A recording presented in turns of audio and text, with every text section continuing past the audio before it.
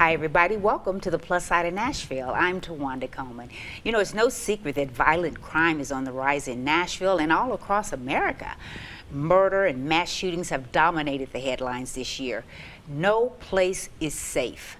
On today's show, we're getting advice from a self-defense expert on how we can protect and defend ourselves so we don't become a victim at another headline. The Plus Side of Nashville starts now. From the News Channel 5 Network, this is the Plus Side of Nashville.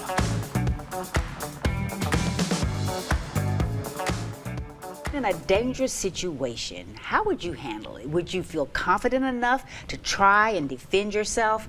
It is so important to have a safety plan in place before you need one.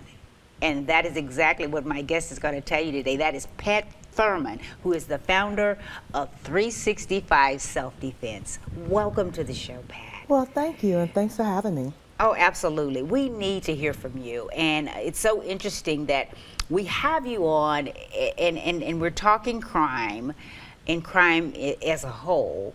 You have a very interesting background in that you have a PhD in education. You spent some time in the Army, though. How did you come up with the idea to start teaching self-defense? Well, you know, it's funny because really it was twofold.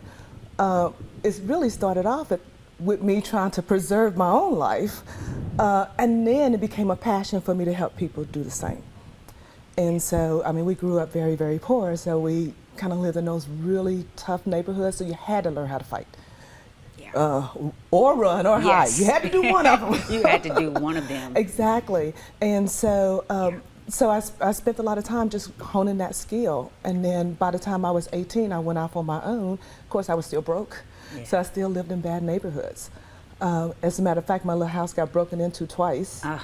And one day I was just walking down my own street, and a guy attacked me with a knife. And so I was able to fend them off, but not before getting this scar across my eye. So lessons learned, for sure, but lessons I can pass on to other people. Yes, and so yeah, you're telling us based on your own self-experience. Exactly. And so many of us maybe have never had a brush with a violent crime and just kind of going about our lives like thinking everything. But then when it happens, we're not prepared. Yes, correct. So we're going to talk more about how we can prepare ourselves. But first, I have to tell you how we first came to know about you. You were our expert in a story done by our own News Channel 5 reporter, Jason Lamb, where unsuspecting folks downtown were robbed, and it led to the conversation of situational awareness, and I want to get into that more on the other side of this piece. So take a little bit of a look at this. This is a piece that Jason Lamb did. There was an unsuspecting person. This is the person who did this, and I think they robbed them. It just started a conversation, and the next thing you know, they're missing something. What is situational awareness, and how do we need to know how to use it? When do we need to use it? Well, and that's a great question, because a lot of people think situational awareness is just seeing what's going on around you. But it's really, that's only part of it. So once you determine that something is happening, you have to then make quick second decisions on what to do about it. And that would be either to run, hide, or fight. And I know you've probably heard that term before, but a lot of people don't understand how to actually put that into place. Yeah. Like, when do you actually run, hide, or fight? How do you actually do it? And so a lot of times we hear a story of someone said, well, I saw them following me around the grocery store. But then they go out to their car anyway and end up getting pushed into their car and taken. It's like you saw it, you were situationally aware enough of that, but you didn't add any other piece, which is action.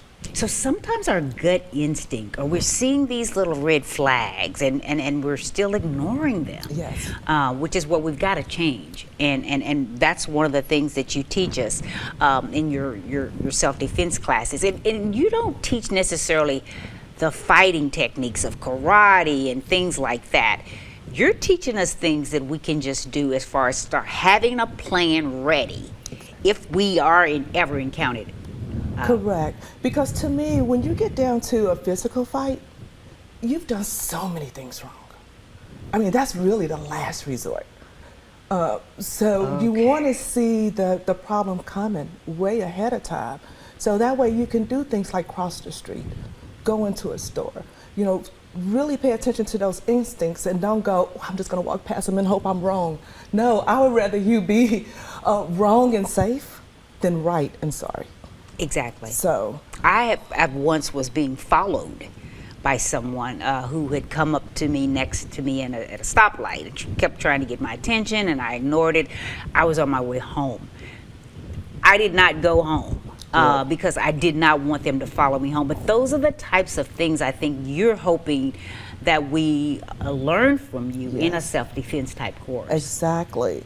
And a part of the way you learn it is, first of all, to learn what situational awareness is and what it's not, and then be able to apply that in different areas of your life, which is what I teach in my courses and my classes. And then also, once you've done that, then start to put some scenarios in your mind, because your body can't move fast enough if your mind has never seen a situation before. Right, we're just not even thinking about it. Exactly. So the more you can like pause the television and go, what would I do if that was me?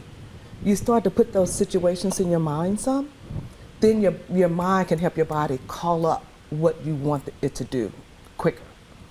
My husband, who is a police officer, is always saying that you need to keep your head on a swivel. Yes. Like when you're by yourself, you need to be, keep your head on a swivel. What is the best way if we're, say, at the grocery store, we feel uncomfortable? What do we do? Do we go to a police? Do we call the police? Do we confront the person? Or is that ever an option to confront the person? Well, my philosophy is when you're confronting a person that way, then you're trying to get down to a fist fight. And you might be seen as the aggressor at that point.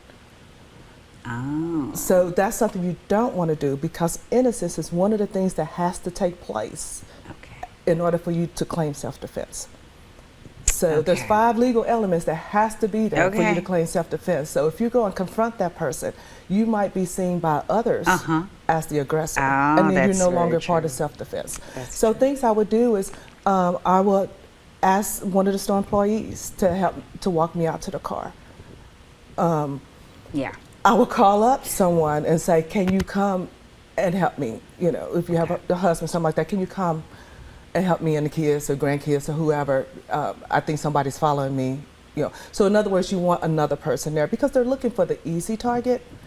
A lot of things I do too is tell people, make sure you have some type of non-lethal weapon in your hand, because you no longer appear to be an easy target. So if they see you have pepper spray or something, they're like, ooh, no. Yes.